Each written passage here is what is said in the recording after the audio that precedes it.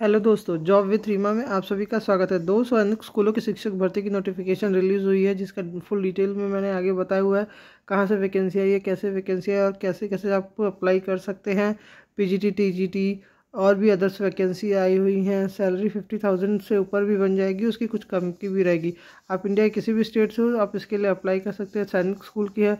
एक तो शायद रेजिडेंस भी देंगे, आपको प्रोवाइड करते हैं रेजिडेंस, फूड, मील वगैरह सब प्रोवाइड करेंगे।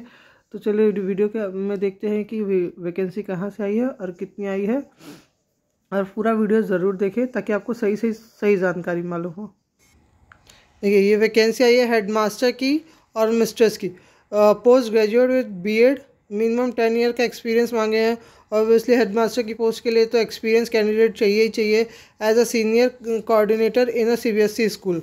मतलब अगर आपके पास अच्छी क्वालिफिकेशन वगैरह है, एक्सपीरियंस है, इवन आपके पास 10 साल का नहीं है, कुछ 9 या 8-7 साल का भी एक्सपीरियंस है, तो भी आप इसके लिए अप्लाई कर सकते हैं। क्योंकि वो मेन देखते हैं कि आपके अंदर कितनी अच्छी एडमिनिस्ट्रेटिव स्किल है, आप कितने अच्छे से एडमिनिस्ट्रेट कर सकते हो, कितने अच्छे से आप स्कूल को चला सकते हो।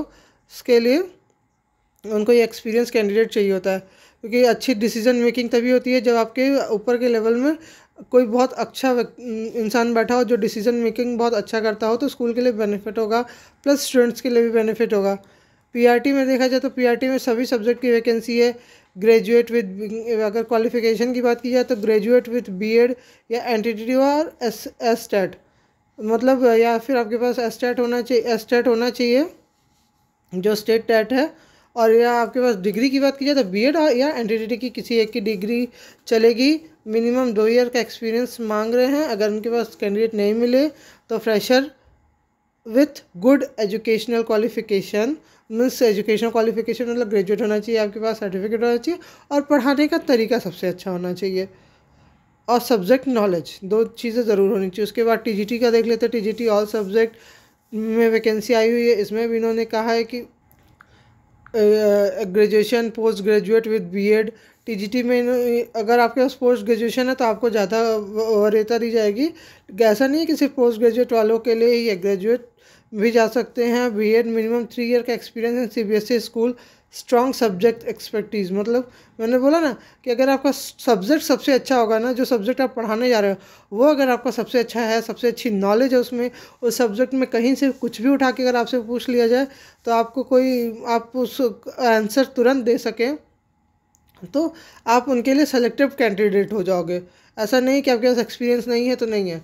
अगर ये आपके नज़दीक पड़ता है तो वहाँ जाकर ज़रूर अपना एप्लीकेशन भेजें। एक्टिविटी टीचर्स का भी वैकेंसी आई है। Specialisation in art and craft, music, dance, theatre, western music में भी अगर आपके पास एक्सपर्टीज़ है, आपके पास उसमें कोई डिग्री, डिप्लोमा कुछ भी है, तो आप उसके लिए भी अप्लाई कर सकते हैं। सैनिक स्कूल की वैकेंसी है तो ऑब्वियसली सैलरी स्ट्रक्चर अच्छा ही होगा, और आपका रेजिडेंस वगैरह, फूड वगैरह प्रोवाइड कर रहे हैं, तो कुल मिला जुला के एक अच्छा पैकेज बन जाएगा। लैंग्वेज टीचर की बात की जाए तो संस्कृत और फ्रेंच टीचर की वैकेंसी है। आप संस्कृत अगर आपने ग्रेजुएशन में पढ़ रखी है तो आपके लिए वैकेंसी है, क्योंकि संस्कृत और की वैकेंसी और लैंग्वेज टीचर की वैकेंसी बहुत कम आती है, स्पेशली सैनिक स्कूलों में, तो तुरंत भर देनी चाहिए।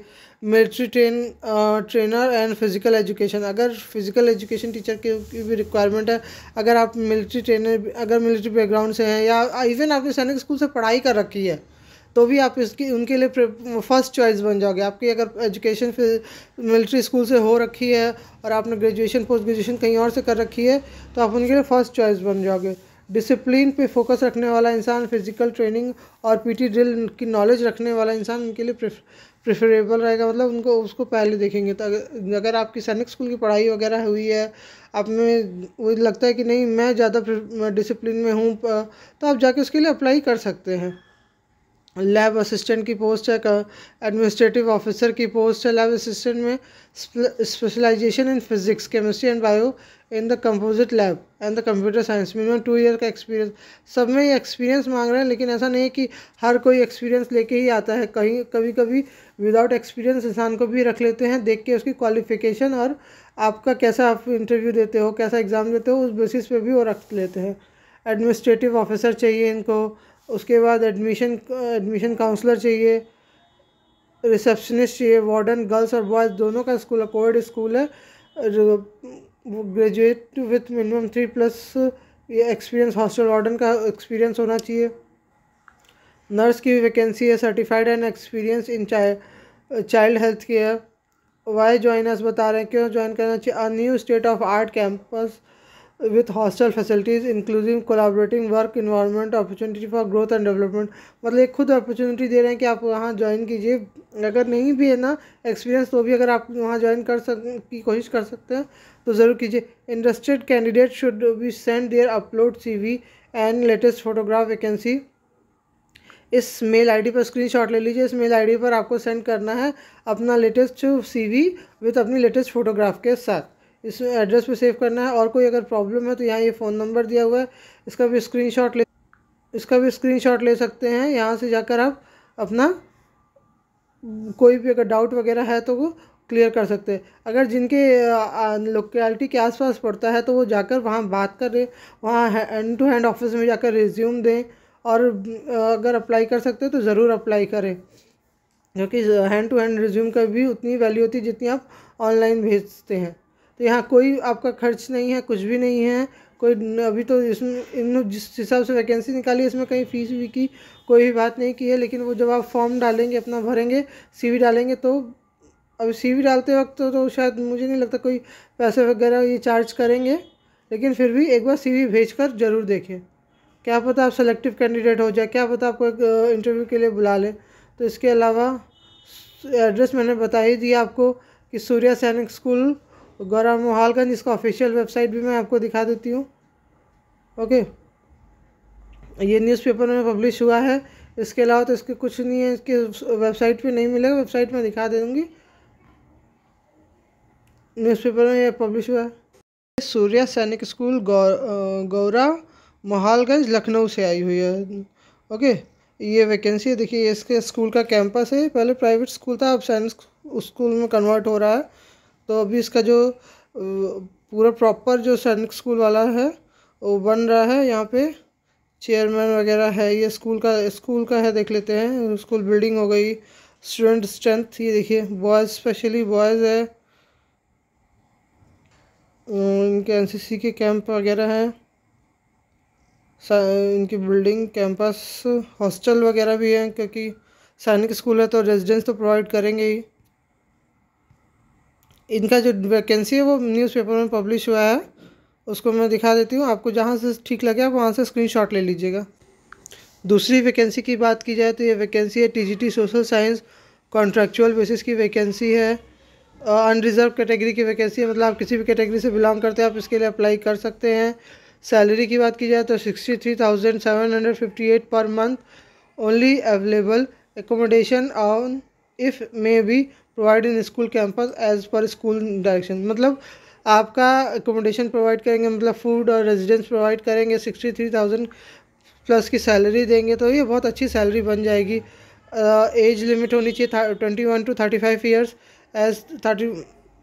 इसके बाद आपका दूसरा जो वैकेंसी है वो काउंसलर का है, कॉन्ट्रैक्चुअल बेसिस की ये भी वैकेंसी है।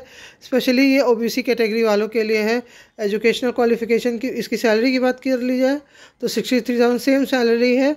एज लिमिट भी सेम है, एकोमोडेशन भी वो सेम ही प्रोवाइड करेंगे जितना SST वालों के लिए प्रोवाइड करेंगे। अगर इसके एजुकेशनल क्वालिफिकेशन की बात की जाए तो एजुकेशनल क्वालिफिकेशन है आपका graduation in art with minimum 50% marks, graduation in arts with 50% marks and aggregate with the 2 subject, मतलब geography political science economics history as a main subject. इनमें से कोई एक होना चाहिए, एक कोई और सब्जेक्ट के साथ आपका ग्रेजुएशन होना चाहिए। B.Ed की डिग्री होनी चाहिए 50% मार्क्स के साथ उसके, या फिर पोस्ट ग्रेजुएट इन एनी, मतलब geography political science history civics किसी में भी आप, हिस्ट्री इकोनॉमिक्स में किसी में भी आपने 50% मार्क्स के साथ 55% मार्क्स के साथ पोस्ट ग्रेजुएशन कर रखी है। इसके अलावा M.Ed B.Ed कर रखी है तो भी आप एलिजिबल है। हाँ, इसके अलावा अगर देखा जाए तो पास इन, मतलब CTET या STET पास होने के लिए ये बोल रहे हैं, मतलब आपका STET या CTET आपके पास कोई एक होना चाहिए।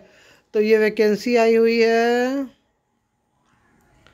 सैनिक स्कूल झुंझुन राजस्थान से, मतलब राजस्थान का एस्टेट पास होना चाहिए, नहीं तो आपके पास सीटेट पास होना चाहिए।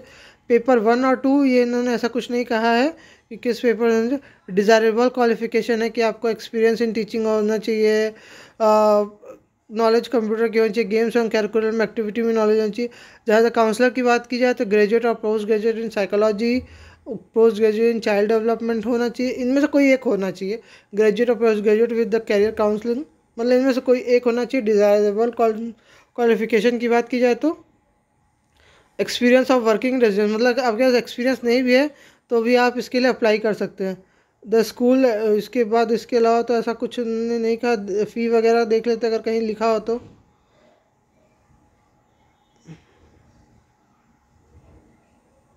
यहाँ दिया है प्रोसीजर टू अप्लाई, कैसे अप्लाई करेंगे।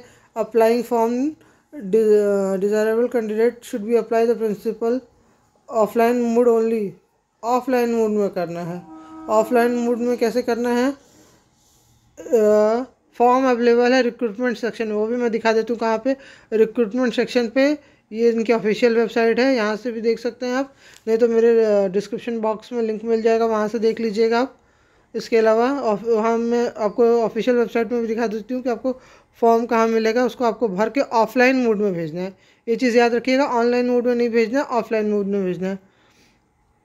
एजुकेशनल सर्टिफिकेट एंड टेस्टिमोनियल होना चाहिए आपका उसमें। उसके अलावा आपका डॉक्यूमेंट होना चाहिए 10th और 12th का, लेटेस्ट फोटोग्राफ होना चाहिए। हाँ, डिमांड ड्राफ्ट देखिए, यहाँ इन्होंने डिमांड ड्राफ्ट मांगा है।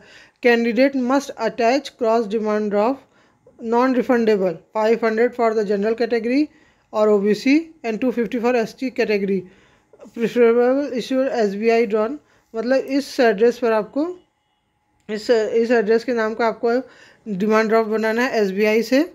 ओके, इसके अलावा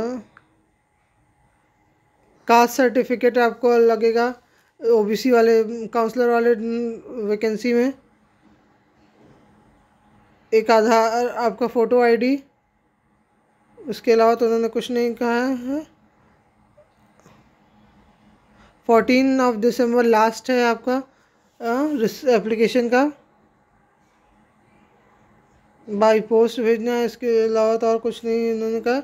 हाँ, आपके इन्वेलप के ऊपर नाम ज़रूर होना चाहिए। एप्लीकेशन फॉर द पोस्ट, किस पोस्ट के लिए आप कर रहे हैं वो ज़रूर उस पर लिखा होना चाहिए इन्वेलप के ऊपर, top of the envelope. Mode of call letter, ये आपको कॉल करेंगे।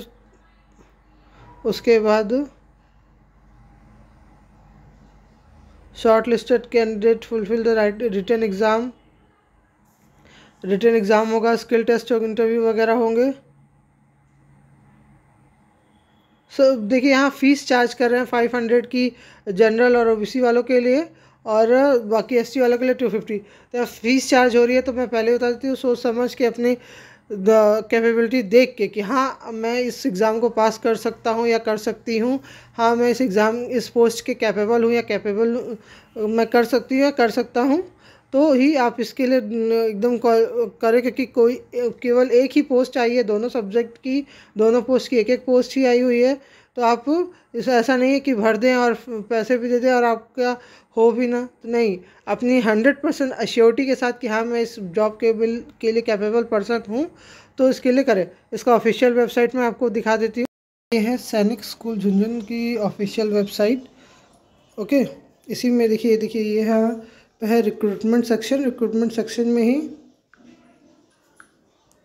इसके रिक्रूटमेंट सेक्शन को क्लिक करते देखिए, कॉल लेटर, बुलावा पत्र, स्टाफ रिक्रूटमेंट। ये स्टाफ रिक्रूटमेंट पर क्लिक करते ही रिक्रूटमेंट का फॉर्म आ जाएगा। ओके, चलिए स्टाफ रिक्रूटमेंट को क्लिक करके देखते हैं। स्टाफ रिक्रूटमेंट क्लिक करने पे ये देखिए यहाँ पे आ रहा है एप्लीकेशन फॉर्म। इसी एप्लीकेशन को फॉर्म को डाउनलोड करके ऑफलाइन मोड में आपको सब फिलअप करके अपना डॉक्यूमेंट वगैरह लगा के उनको पोस्ट कर देना है। ओके, यहाँ और भी नीचे लिखा हुआ आ रहा है रिक्रूटमेंट टीजीटी काउंसलर। ओके।